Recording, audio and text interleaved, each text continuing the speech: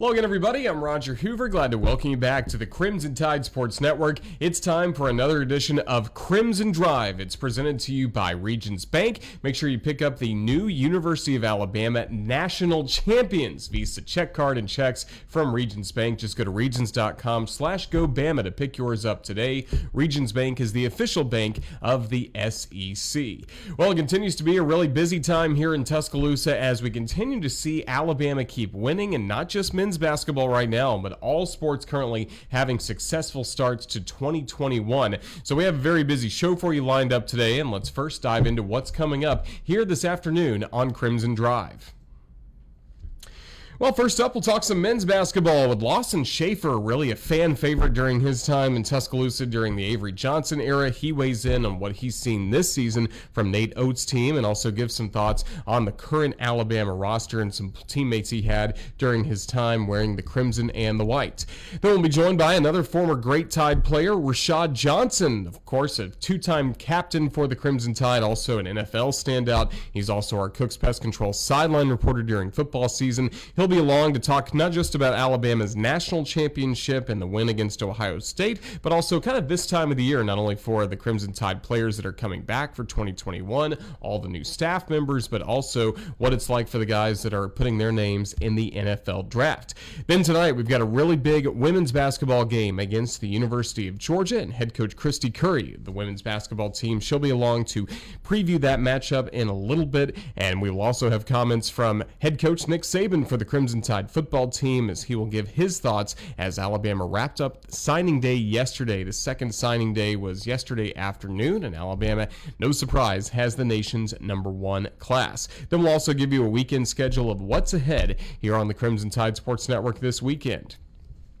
But we start with men's basketball. Last night, a 78-60 win over the LSU Tigers as Alabama improves to 10-0 in conference play and continues rolling, now having won 11 of the last 12 games. A really good stretch for Nate Oates and the Crimson Tide. Once again, Jaden Shackelford led the Crimson Tide in scoring with 19 points, and then a tip of the cap to Jawan Gary, a career-high 12 points. He also had 7 rebounds as he and Keon Ellis both shared the Hard Hat Award last night in the victory. Now, Alabama goes to the second-place team in the SEC, Missouri, coming up on Saturday. That game is at 11 a.m. Our radio coverage will start at 10 o'clock from Baumhower's Victory Grill in Tuscaloosa. Certainly hope you can join all of us at Baumhower's for the broadcast on Saturday as Alabama tries to improve to 11-0 in the SEC. Crimson Tide football team, National Signing Day was yesterday, and again, the #1 class nationally, and some experts are saying this may be the best recruiting class on paper at the time of signing day that they have ever seen in collegiate football recruiting. Again, #1 nationally by 24/7 Sports, ESPN, and Rivals. Yesterday, it was Alabama getting 2 big signings, Terrion Arnold as well as Kamar Wheaton. Wheaton, one of the top running backs in the nation, so a huge signing day yesterday for the Crimson Tide, as Alabama had a very strong close to the signing period. Head coach Nick Saban continues adding talent to the roster in terms of his coaching staff with the addition of Jay Graham, who is now the special teams coordinator and tight ends coach. He was a standout player at Tennessee and spent last year on the Vol staff, now gets to wear the Crimson. Same could be said for Robert Gillespie, the new running back coach for the Crimson Tide. He previously spent the last 3 years at the University of North Carolina coaching running backs. Prior to that, good experience in the SEC with Tennessee. So 2 big additions on the sidelines for the Crimson Tide with Jay Graham and Robert Gillespie. And then Coach Saban also adds someone from the Tennessee staff. Todd Watson joins Alabama's coaching staff as the special assistant to the head coach. That role was previously held by Butch Jones, who is now the head coach at Arkansas State. Tonight in women's basketball, it's the Georgia Lady Bulldogs in town, coached by a former Alabama player in Joni Crenshaw Taylor. So that's a 6 p.m. tip-off inside Coleman Coliseum. We will have the courtside cam available for you to watch on Facebook. Big matchup because you can see the records are nearly identical between Alabama and Georgia, as Georgia has one more win in overall play, but in the SEC, 5-4. So neither one of these teams want to be at the 500 mark. This is a really critical matchup coming up today. Alabama against Georgia. No game on Sunday as the women's basketball teams, I guess we'll get to enjoy Super Bowl Sunday. No game scheduled in the SEC on Sunday, but Alabama will return to action at home next Thursday against Ole Miss.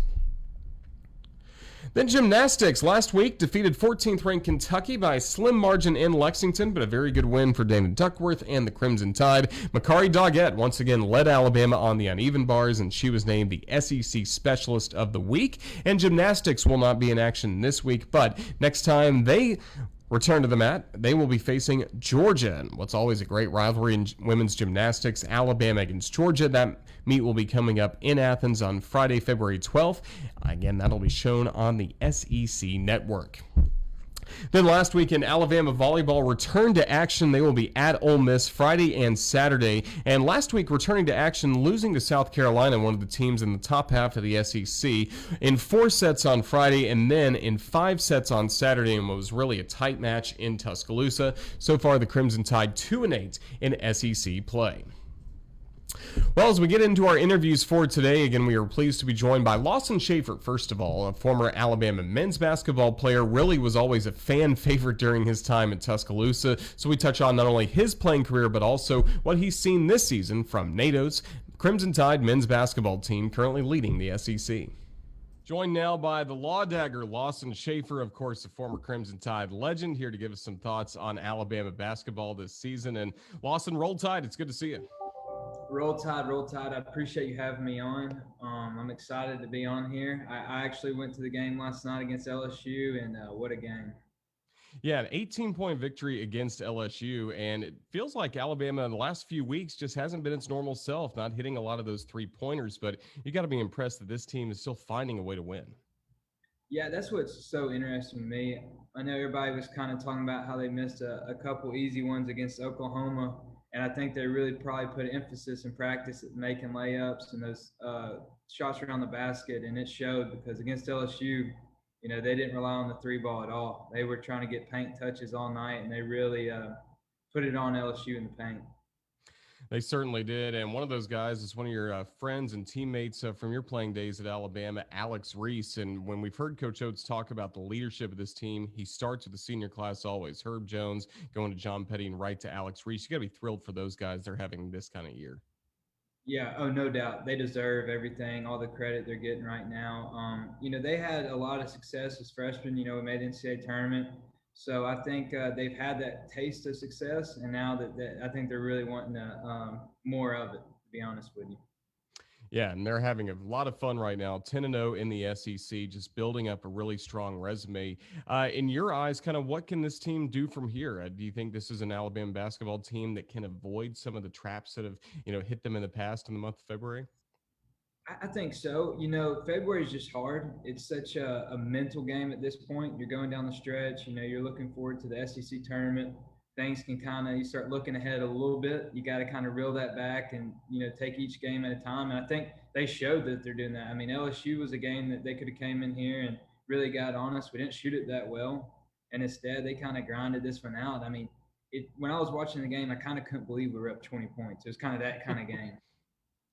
Yeah, and how hard is it to beat a team once and then play them again? The rematches can always be tricky, and I think Brian Passing had a great stat about all these times Alabama had blown out somebody on their floor, then the team has come back to Coleman and gotten a win against the Crimson Tide. Just how hard are those rematches? Well, see, and it's more of like not for it's LSU almost normally a team like that, if you beat like that, they're wanting vengeance. They have like this team really embarrassed us. We got to get back at them, and you could kind of tell LSU thought they wanted that, and then the tip-off happened, and the game kind of got into a physical matchup in the paint, and they kind of dwindled away from that vengeance that they had to start the game. Do you like the blue-collar mentality that Coach Oates has brought to this program? How many times have we seen you with the hard hat? I don't know if I'd ever gotten a hard hat. I definitely not on defense. I'd have been getting blown by, but now maybe I'm taking a charge every now and then. I could have got a hard hat, but Herb modifies that hard hat. That is who he is. If it was probably up to Coach Oates, then he'd probably get it every game, honestly. No doubt. And he's also turned into quite a ball handler for the Crimson Tide. Did you ever feel like you'd see him taking the ball up the floor nearly every time he's on the floor? Well, in high school, he was kind of that point forward for Hale County. So, I mean, I think it fits who he is. I don't think he shies away from being that guy. I think he wants that pressure on him because, he can take if something does bad happen. He'd rather be on his shoulders than somebody else's. Well, looking back at your career, what are you most proud of your playing days at Alabama? tough.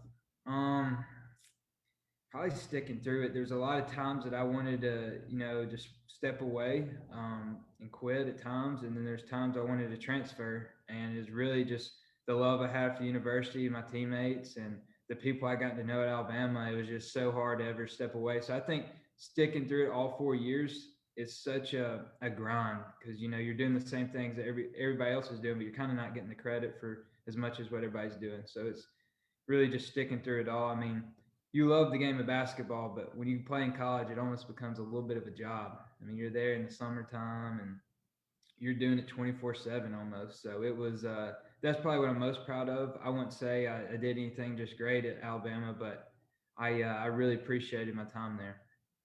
When did you start to get the feeling you were turning into a little bit of a fan favorite? Because again, there'd be a buzz. Alabama builds up a big lead. Everyone's of course excited about that, but then there'd be that second half buzz in the second half. Hey, Lawson's about to come off the bench and pop some 3 pointers. I realized it after because when I was down there my freshman year, kind of the summer I was down there, and then going into that season, most time we go out with the guys, or we'd go eat at a restaurant. Everybody would always think I was just a manager or something like that. And there's nothing wrong with that. I mean, but no one ever knew my name or cared to know my name. And then we have the Alabama Tide tip off. I do the dance move and the 3-point shooting competition, and then it's like, all right, a couple people know who I am finally, and then it's like every now and then you'd hear the chant and I'd finally hit a three or something. And after that, it was like finally everybody kind of knew who I was a little bit. And there's got to be some pressure with that too, especially after a while. As a freshman, it's one thing, but then when folks are starting to know you as that guy that can come in late in the game and try to hit a 3 pointer, that's got to be a lot of pressure. Oh, that's what I was trying to tell people. Like they didn't realize that like it's a make or break situation. Like I get one chance to either prove that I'm worth being out here, or people are like, God, that kid is just not that good. That's why he doesn't play. So it was a make or break situation every time I stepped out there. I felt like. And of course, you played for Avery Johnson during your Alabama days. What's something you can tell us about him that maybe the fans didn't know about him during his time in Tuscaloosa? Trying to think. Something they didn't know about him. I feel like everybody knew about him just because he is so personal with people. Like he would always kind of have his heart on his sleeve in a sense of he was always around. He was always out in the community. He's always talking to people. He wasn't a stranger to anybody. You know what I'm saying? Like he's nothing against Coach Saban, but Coach Saban's kind of a very private guy in a sense of you don't see him out much. Like I always felt like Coach Johnson was really out in the community, and if you saw him out, he was going to stop and talk to you. You know what I'm saying? Does that make sense a little bit? It does. And every time I was around the program, too, you could really sense he loved college basketball and really loved getting the chance to coach his son. He did, and he loved college basketball. He just loves the game of basketball in general. Very smart, business smart too. He's one of those guys that just gets a lot of things in life mentally, and he knows how to like not let basketball use him. He's used basketball to get him places to make him very successful, which is very very easy to fall into a trap on that sometimes. But he's really found a way to be successful around it. And then Alabama had the coaching transition as your eligibility was up. And there were so many times I had this conversation with Brian Passink off radio for the most part, where he'd be like, man, if Lawson was healthy and was able to play this year, he would have been a great fit for Nate Oates' system. Did you kind of have that feeling when you were watching last year? I did. I wish I could have maybe played 1 year under him just to see. I got two things on that. So one, we got to practice with him. Me and Riley Norris did in that transition. Coach Petway reached out to us and was like, "Hey, can y'all two come up here and practice? We're kind of short on guys. Coach Oates really needs it." And we're like, "Coach, like we're we have nothing to gain from this except for breaking our bodies and being sore." And we're like, "All right, we'll come out and practice." And those were some of the hardest practices. They're only an hour long, but good Lord. Me and Riley made up every excuse to not come to the next one. Coach Oates called us like, "Hey, I need y'all. Get your tails here. You have nowhere to be." We're like, golly. So it was great being a part of it, learning a little bit of his system. His practices, if you ever get to go watch one, it is system oriented and it is really cool to watch. It is really cool. Yeah, as a player, what makes it so tough? Just how many threes you're shooting or how fast everything is? Because I saw some practices leading into last year, they were working on going down the length of the floor with a 7-second shot clock. Was a lot of things like that. it was more of the competitiveness of it. So it starts out 1-on-1, 2-on-2, 3-on-3, 4-on-4, 5-on-5, and you're constantly doing stuff that you don't even realize that it's part of his system with spacing and the way he wants you to play. Until it gets to that 5-on-5, then you're starting to really see like, oh, this is all part of the system he's trying to orient, really put into place. And then he's keeping score. And so the team that loses at the end is either going to have to run a lot if they don't make free throws. And so it really puts the pressure on each drill really means something. And it gets super competitive. Everybody just competing their tail off. You don't want to be the guy that's running at the end. You know what I'm saying? So it is only an hour long, but I'm telling you, it was one of the hardest practices I've ever been in. I could certainly imagine. Well, now when you're at home and you turn on SportsCenter, you see highlights from the NBA of a couple of your Alabama teammates, Colin Sexton and, of course, Kyra Lewis Jr. now doing some great work with the Pelicans. Just what's it like seeing those guys start to have some NBA success of what we hope will be really long careers? It's awesome. They deserve all the praise they get. Two guys that worked their tails off too. It's crazy to me that hearing Colin wasn't going to be a good pro coming out of college, which blew my mind. I don't even know. It's not like he ever had any off-court struggles or anything like that. He was always in the gym, so that narrative on him never really made sense to me. And I'm glad he's kind of putting all that to rest because sometimes I follow Cleveland Cavaliers, all those accounts, and he's breaking some of LeBron's records that he had set at a young age. So you're talking about really putting your name up there with one of the greatest of all times when it talks about some of his stuff that he did at a young age, which is just incredible. And then how about Kyra with what he's doing already?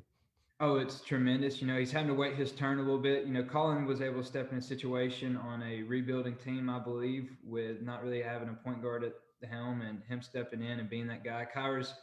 They got Lonzo Ball, who's not a vet by any means, but also a guy that's kind of set his feet, has a good foundation on that team already, and he's having to wait his turn. But I think there's no doubt that the Pelicans are starting to see how good and special he really is. You got to take a lot of pride as well that now so many of these elite players like Kyra are from the state of Alabama, and a lot of them are staying in state, whether to go to Alabama or Auburn. UAB is starting to grow its profile a little bit more as well. Do you feel like high school basketball has improved in this state since your playing days at Coleman? I think so. I think it's just finally starting to be taken more seriously.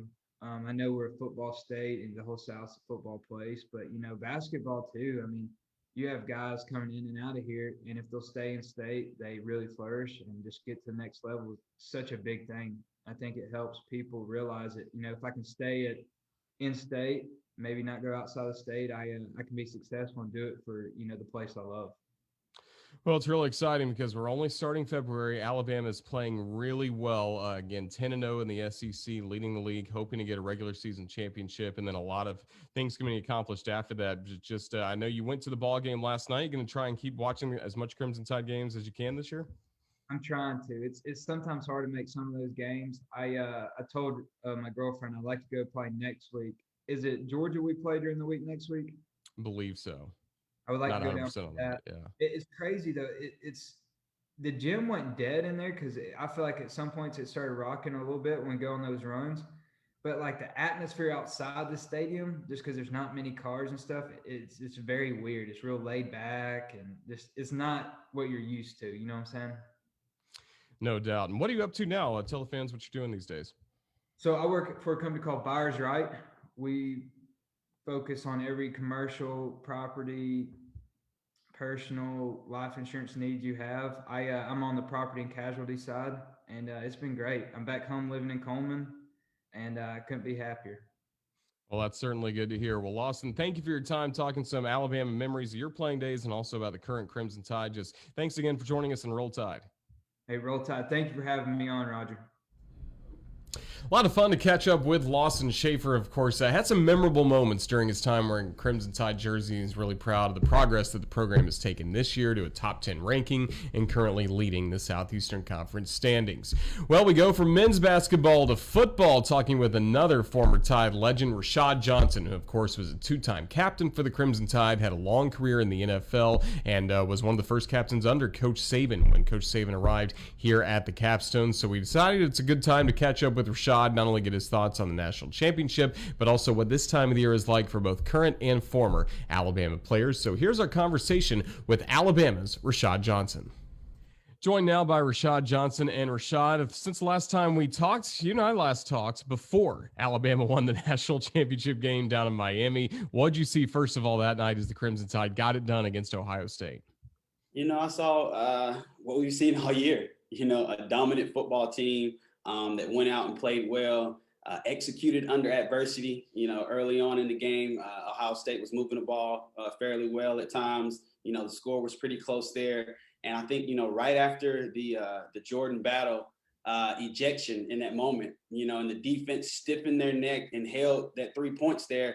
I think that was the turning point in the whole game. I think once they got that one stop, it was like, okay, we got that confidence. We can hold them to a field goal. It was kind of two touchdowns at the beginning, the first two possessions. And from there, man, our offense just stayed consistent and stayed strong. And, Matt, Devontae, the first half those guys put up, watching Jalen Waddle come out and be a warrior in that game out of all people. It was just exciting, and it was just the epitome of a great year. Just to see that 2020 season end up, as national champions when we all thought there may not even be a season. And our guys stuck to it, kept their head down, and it was just beautiful to watch for sure. It really was. And you mentioned Devontae Smith had the great first half for the Crimson Tide. I think instead doesn't even get to play in the second half yet, still set some records and things like that. Just what a year that Devontae had. You got to be extremely proud of the progress he made all throughout his career. Yeah. I mean, tremendous year that he had. And it just, to make the decision that he made. I mean, he had a big year last year. Could have possibly went ahead and went to the NFL if he wanted to in the draft. I'm sure second round, maybe late first, never know how those things go. But he chose to say, you know what, I'm going to come back. I came here to win a national championship. And yes, they won one with his freshman catch in the national championship in Georgia. But he made a decision. I want to be kind of a focal point. I want to lead us and leave this place, in the right standing of why I came here. And throughout this season, man, you just saw a guy get better and better and better. And it seemed like he never blinked. Jalen Waddle went down. People began to talk about what's going to happen. What is this receiving group going to look like? And he just stepped up. We knew he's going to get the ball not every down, but, he's going to get a lot of targets. And it's still nobody could, stop him, whether it was a top corner at LSU or a top corner at Ohio State. But he stayed focused on the goal, which is the national champion. And what I love about that is that so many other accomplishments came off of that. He was team driven first. I want to be a national champion as a team. And then he ends up being player of the year, Heisman, breaking several records. These are all individual accolades that he went towards, and ultimately got because he had an individual goal as a team goal. So it was great to watch Devontae, man. He's the epitome of Alabama football. He's going to go down as a legend, man. Probably arguably, the greatest to ever play that position here. And I'll argue on his behalf as well. Yeah, you mentioned the epitome of Alabama football. And for you, was this team really the epitome of the process? Because, these guys stay locked in no matter what distractions there were. Think about this. This was the first Alabama team to go into a game without Coach Saban since he arrived on campus with the Iron Bowl. These guys lived the process each and every day, it seemed like. They absolutely, man. If you want to talk the process, Coach Saban does a great job of describing that and letting people understand what that really looks like. Controlling what you can control. Your mind being where your feet are, being accountable. All of those things that come into it. Battling through adversity. Just the process as it is. He does a great job describing it. And like you said, if you want to see it in a visual form, go watch this 2020 season. COVID, no off season. Guys got on campus at a later point, didn't get a chance to travel home and visit family as much as possible. No fans in the stadium. Like, I can only imagine as a player, like no fans showing up. Like, that's the energy sometimes that you kind of need in those games. But our guys didn't need anything, man. I think the taste they had in their mouth last year and the decision of, Leatherwood, my guy, Devontae, Najee Harris, all those guys making that decision to come back. I think it set the tone for this season, and they worked the process throughout. And like I said, beautifully ended up at the top of the mountain, hosting that big trophy. So this 2020 season is definitely the epitome of the process of what Coach always talks about. They were accountable, process forward, and goal driven. So I love it.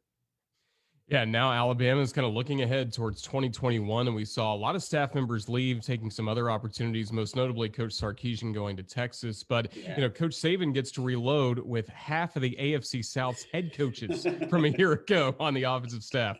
Bill O'Brien, the new offensive coordinator, Doug Marrone, now the offensive line coach, adding talented coaches as well, like Robert Gillespie and Jay Graham. When these coaches first come to Tuscaloosa, and you've been on the staff before, when they first get to Alabama, what do they learn from Coach Saban, and what does he ask them to do right away? Yeah, I think it's a little different, for each person individually, based on what coach sees them doing once they get here. Some guys are going to have some different jobs and different tactics, but one thing coach likes to do early on that I noticed when I got here, and of course he knows these guys, he knew me as well, is that what new do you have? Like, what else do you know that we aren't already doing? So he likes to pick their brain and see what things that they may be bringing from Bill O'Brien from the Texans in his time, at Penn State and other places like that. Doug Marrone at the offensive line. What are some things that you guys did well in the zone scheme that, you didn't see us do so well? So just trying to find that upper edge. Coach is always looking, for that next thing and how can we continue to evolve and get better. So I think initially it was probably, conversations trying to find out what do you guys do well or what is your philosophies of what you do well, and how can we intertwine that with what we already do here, and just make us even better. We definitely lost some great minds. Like you said, Steve Sarkisian had a great year. I can't not come on here and not talk about how great his year was and what he did for this team as an offensive coordinator. He was just always a step ahead. Watching as a defensive player, this guy had a genie in his mind, or just like a time lapse in front of him to let him know like what the defense was going to be doing and how to predict the next play.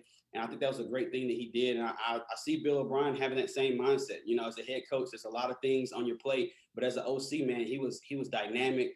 He did some really great things in his past, and I expect him to do the same here. So coach is probably just evaluating those guys, finding out, what makes them tick, what are some special things they can bring to our program that's already great, and continue to push it to the next level. Because at the end of the day, like, you can't be complacent, and this is the place that never is. So I'm sure coach is trying to gain and grab as much as he can from them.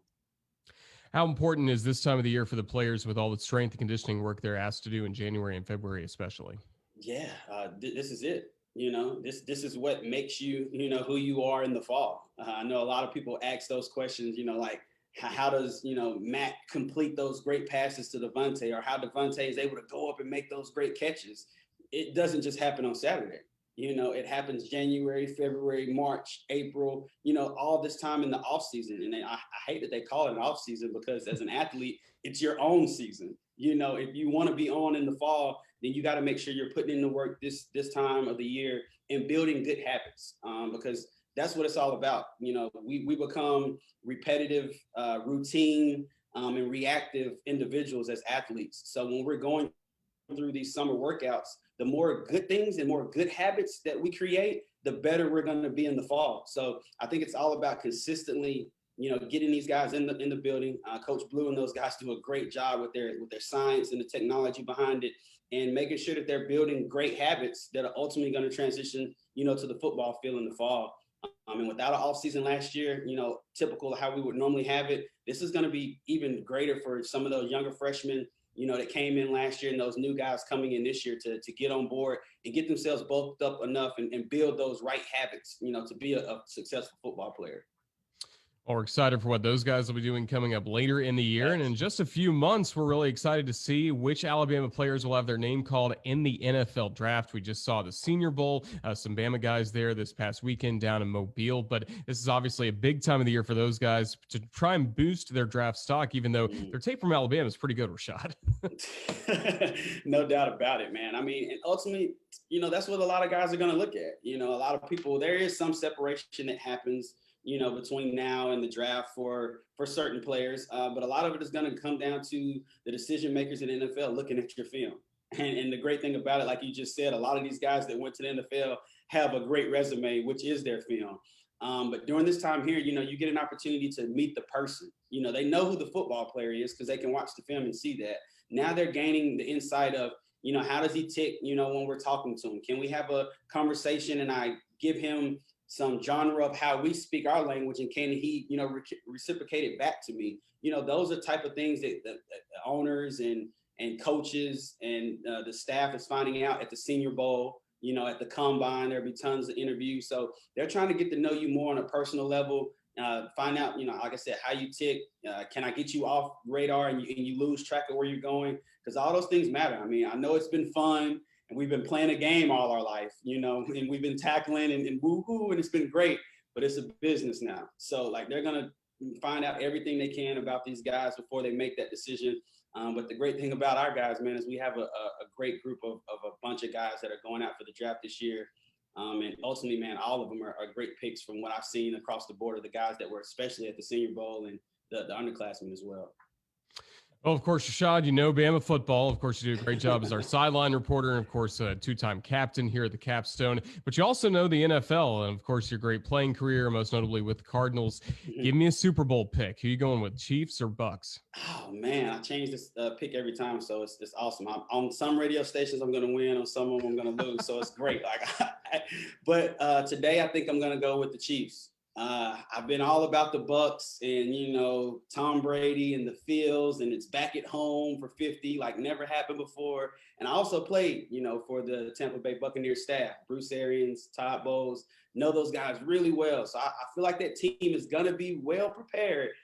But it's something about this Kansas City Chiefs team and their firepower, man, offensively. I haven't found, a unit yet that can stop Travis Kelce, Tyreek Hill, Clyde Edwards-Helaire, and Patrick Mahomes. It's been almost impossible to do over the past 2 years.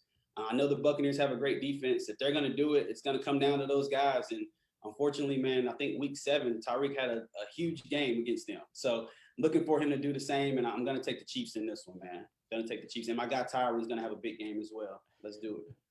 There you go. How often did you go against Tom Brady, and what was that like? So I played Tom twice in my career. It was interesting, fun, and intimidating a little bit as well. I'll never forget it. It was year 2 for me, 2010. Yeah, so year 2 or 3. We went up to New England.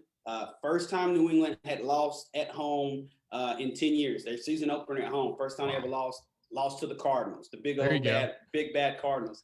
But pregame, we're out on the field doing our DB drills, and you hear all these stories about Tom Brady and the legend that he is and how intense he is about pregames and leading up to it. And we're doing our individuals, doing backpedal and everything, and Tom Brady literally comes down and runs like right through our individual drills and like goes over to the crowd and flexes and does his thing. And in that moment, you're like, dang, like he got some. I know you Tom Brady, but that was a little bold. So we had to get him back and give him their first loss in 10 season opener with the Cardinals. I think it was 2010. But dynamic, man. He's smart, decision making. He gets the ball out of his hands fast. It makes him who he is. He's the GOAT, no doubt about it. To go from New England to a new team and in year 1 go to the Super Bowl is unheard of. So big ups to Tommy and the Bucks, man. And I wish him well, but I think the Chiefs are going to get this win. But how do you bet against Brady? I guess I'm crazy enough to do that on this show, only on this one. So catch me on another one. That sounds good. Well, Rashad, we hope you have some good food. Enjoy a Super Bowl Sunday with the family. But just thank you for coming on Crimson Drive and talking some Bama football. We appreciate it, bud. Roll Tide. Anytime, Roger. Have a great one. Thanks to Rashad for joining us. What a great story about Tom Brady kind of disrupting the Cardinals pregame warm-ups, and we'll see if his Super Bowl pick of the Chiefs, if that will be the winner, coming up on Super Bowl Sunday as we look forward to the Super Bowl between Tampa Bay and Kansas City. Shifting gears now to women's basketball. Of course, tonight, a huge opportunity for the Crimson Tide women's basketball team against the Georgia Lady Bulldogs. A 6 p.m. tip-off. Our coverage on the radio will start 5 minutes prior to 6 on the network, as well as on our Facebook page that you're watching right now. So we're getting excited for Alabama women's basketball, and we felt like it was a good time to visit with the head coach of the Crimson Tide, Christy Curry.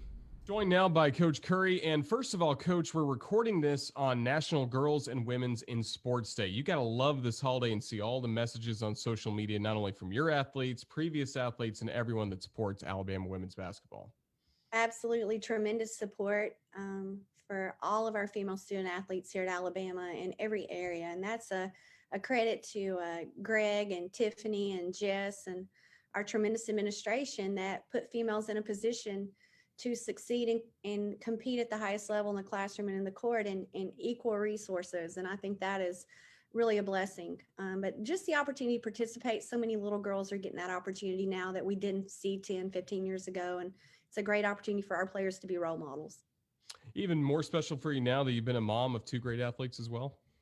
It is, I feel like I'm a mom's in coaching every day for 15 big girls and 2 little girls, but I'm so proud of my 2. What the lessons that they've learned um, through participating in sports, whether it's softball, basketball, soccer.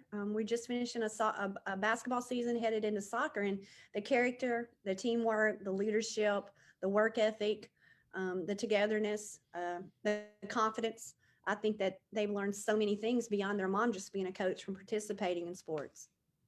Well, let's look at your basketball team right now, coming off a couple of tough road games at Kentucky, at South Carolina. What'd you learn about your team in those top 15 matchups? Learned a lot that we did well and a lot that we need to improve on to continue to put ourselves in a position to find a few more possessions here that we do things well and we change the game. We change the outcome. So as you head into February, the lessons that you learn in January, I think can really benefit your team if they take those to heart and build on the positives and improve, those things we need to improve. So got to continue to understand the importance in this league of rebounding and defending, especially transition and easy baskets, paint touches. You got to win the paint in this league, from the defensive glass and also the aggressiveness that you have in transition. So defensively and offensively. We've talked a lot about the senior leadership that this team has had so far, not only in the good times, but also in the tough times. What can you tell us about how they've responded the last couple ball games? Well, I know how they've responded in the past. If you look at our year ago, February, those same kids were having to respond with great leadership and great effort and great energy. And I know they will draw from those experiences. And I feel good. I mean, if you're a head coach and have the leadership that we have with Jazz and Jordan and Araya, you know what they can do, and you certainly hope what they will do, and that they can draw from those experiences and even be better in this February. Well, now you're getting ready to be at home at Coleman Coliseum against the Georgia Lady Bulldogs. What can you tell us about Georgia and the style of play and what fans can expect coming up on Thursday night? Really, really deep and talented. 4 senior starters. We very much mirror each other and a lot of returning faces. Obviously, outstanding point guard play. They've got Connolly and Q Morrison. They added a Connecticut transfer, Michaela Coombs. And then you look at their post play, from Isaacs to obviously Stotty, Nicholson. They come at you in waves. I think that's the most talented, deepest Georgia team I've seen. We've got to keep them off the free throw line. There are 4 starters shooting over 80%. Can't put them on the free throw line and give them easy baskets. You got to defend in the post. And then thirdly, I say this over and over, but this is a transition game anymore. People want to score early and often and get easy baskets. We've got to limit Georgia's misses and makes. They're going to run on both. So I think those are really key to beating Georgia. Obviously, they're very balanced scoring-wise. They're going to play 12 or 13 people. We've got to communicate on matchups. So we've got to defend and rebound, but we've got to come out and be the aggressor and find ways to put points on the board. You mentioned Georgia's depth. How about Alabama's depth right now, especially what you're getting off the bench right now from Destiny Rice? Well, Destiny's been a huge spark for us. We're going to, again, there's no excuses. Ruth and Brittany Davis and Daisha Benjamin. Daisha Benjamin's cleared though and full 100% go. We're going to need that here down the stretch. But I think that Destiny Rice has really shown her growth and maturity, and she really improved. And she continues to get in the gym. She's in the gym constantly. She's doing the unrequired. That sets you apart when you get minutes in games, and she's starting to benefit from that. You excited to be back inside Coleman Coliseum? Even though it's a socially distanced crowd, limited capacity, it's been a loud crowd for Alabama games this year. It's been awesome to see I know we're in a COVID situation, and for me to talk about growth in attendance, but I know this, when you look at our attendance, considering COVID and the vocality and the energy and the support, there's nowhere I can go in town where they're not saying, hey, we're so excited about your team. And that's special right now. So we've got to continue to keep that going. We're excited about, it's going to be a great matchup on Thursday. It's going to come down to mistakes. Who can make the fewest, whether it's missed free throws, whether it's not getting to the line, whether it's easy baskets and finishing. It's going to be interesting. It's going to be a great game, great matchup. Coach, thank you for joining us. Best of luck against Georgia. Roll Tide. Thank you. Roll Tide. Head coach of the Crimson Tide women's basketball team, Christy Curry. We certainly appreciate her time. And now we're getting set for Alabama against Georgia tonight. Again, no game on Sunday. Then the Tide will also be back at home a week from today, next Thursday, against the Ole Miss Rebels. So a lot of exciting basketball coming up for her team here in the month of February. Mention is February, always the first Wednesday in February. You have what used to be the traditional National Signing Day. Then a few years ago, they added in the early signing period. So for the Crimson Tide, most of the signing class, which is ranked number one by nearly every outlet that covers college recruiting, most of the great work on signing day was done back in December by the Crimson Tide. But still, Alabama added 2 talented players yesterday, and after signing day was complete, it was head coach Nick Saban addressing the media here in Tuscaloosa. Well, good to see everybody again, and we're obviously very excited to have 2 additional guys to add to the class of people who signed in December. It's accumulation of a lot of hard work by a lot of people in a very different circumstance. But I think what everybody did is they adapted extremely well to the circumstance that we were in. We turned in what would have been official visits and camps and all those things into virtual reality, so to speak, in terms of how we managed, how we developed relationships, the time we spent with the players that we recruited and the relationships that we were able to develop. We recruit as a team here, so a lot of coaches did a great job. A lot of people in the university community chipped in and helped us with academic interviews and so forth, even though they weren't here. We did them virtually. Our academic staff here at the university, the strength and conditioning, the medical staff, everybody did what they would do on a normal visit. They did it virtually. And I think that process really helped us. That adaptation, really helped us develop relationships with players so that we could, have the kind of recruiting class that we had. We always try to define, what our expectations are, what our needs are in every recruiting year. And for the most part, we were able to accomplish what we wanted to accomplish with this recruiting class. We got 5 offensive linemen. We got 3 or 4 defensive linemen. So we got some quality big people, I think, that can help us. Skill guys, especially at the receiver position, was something that was a need based on what we've lost the last 2 years at that position. Was, a lot of pretty phenomenal players. So these guys are going to have a great opportunity to contribute. We're always interested in getting a high character quality quarterback, which we did. We're able to add some, perimeter people on defense. So all in all, I think there's a lot of balance in this class in terms of the kind of players that we got. But as I always talk about, we're not really interested in rankings or ratings or anything like that because, I think that how guys develop in your program is really what is the most important thing.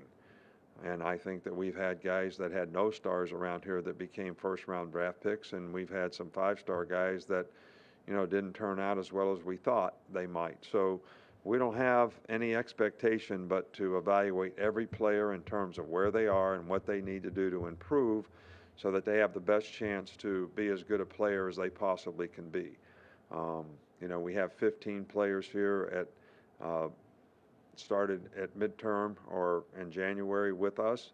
That's going to be a tremendous benefit to them to be able to acclimate, first of all, academically, and as well as have an opportunity to have extra time to develop and learn and get the knowledge and experience they need to have the best chance to contribute, next fall. So I want to thank everyone who contributed to this class. I think that sometimes a lot of people go unnoticed in terms of their effort, in terms of what they do to help us recruit well here, because it is a team effort from the entire university, the academic community, the athletic department, our athletic administration contributed to developing relationships with these guys, our coaching staff, phenomenal job.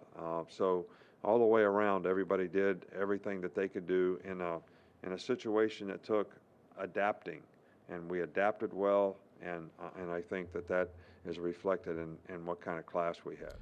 Really exciting to hear from Coach Saban yesterday, and the next time we have a Nick Saban press conference, we'll hopefully be getting ready for the start of spring football practice. Still don't know what date that will be or what it's going to look like here coming up on campus, but we are certainly excited for the Crimson Tide to have spring practice and continue getting ready for what is now the 2021 season. We'll see if Alabama can win its 19th national championship after getting title number 18 in 2020. This is going to wrap up this edition of Crimson Drive presented by Regions Bank. And before we go, we wanted to take a look at what's coming up this weekend here on the network. Well, of course, we have women's basketball tonight, 6 o'clock against Georgia. We'll hit the radio at 5 till 6. And, of course, make sure you come right back here to the Crimson Tide Sports Network Facebook page to watch the courtside cam and be dialed in to Alabama against Georgia in what's really a critical game in SEC play for the Crimson Tide. Speaking of SEC play, volleyball returns to action tomorrow at 12 p.m. on Friday. Saturday at 2 o'clock, that will be at Ole Miss. You can watch those matches on SEC Network Plus. Men's basketball, Saturday in the morning once again, 11 a.m. tip-off on the road at Missouri. Radio coverage will start at 10 o'clock. Make sure you join all of us at Baumhower's Victory Grill in Tuscaloosa to be part of the fun. We had a great crowd on hand last week against Oklahoma. Really looking forward to it once again coming up this Saturday as Alabama takes on the Missouri Tigers from Columbia, but our radio coverage will be here from Baumhower's in Tuscaloosa.